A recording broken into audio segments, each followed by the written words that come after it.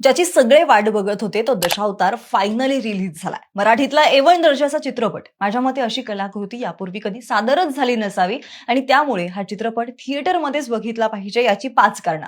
Number 1, editing. Throughout the चित्रपटाची editing तुम्हाला गोंधळात टाकते. एक क्षण सुद्धा तो तुम्हाला हलू देत नाही, इतकं बेस्ट एडिटिंग आहे. Number 2, makeup. Oh my God. या संपूर्ण चित्रपटाची जमेची बाजू जर काय असेल तर तो माझ्या मते कलाकारांचा मेकअप आहे. यातला दिलीप प्रभावळकर यांचा मेकअप जर पाहिला तर त्या मेकअप आर्टिस्टला सलाम करावा असं वाटतं. Number 3, cinematography. येस, दशावतार या चित्रपटामध्ये अनेक सीन्स हे रात्रीच्या घनदाट जंगलातले जे एकदम खरेखुरे वाटतात, बिलिव्हेबल वाटतात, कन्व्हिन्सिंग आहेत. उगाच जबरदस्ती कोणत्याही वेळी ते शूट केल्यासारखे वाटत नाहीयेत. नंबर 4, कलाकारांचा अभिनय.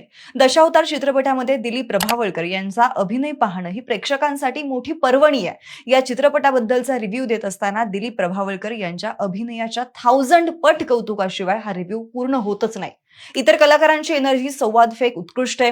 प्रियदर्शनी इंदलकर, रवी काळे, भरत जाधव, विजय केंकरे, अभिनय बेर्डे, सुनील तावडे यांनीही त्यांच्या भूमिका चांगल्या निभावल्यात. आता ते नेमकं काय थिएटरमध्ये जाऊन नक्की बघा आणि विशेष भरीला फॉलो करायला विसरू नका. धन्यवाद.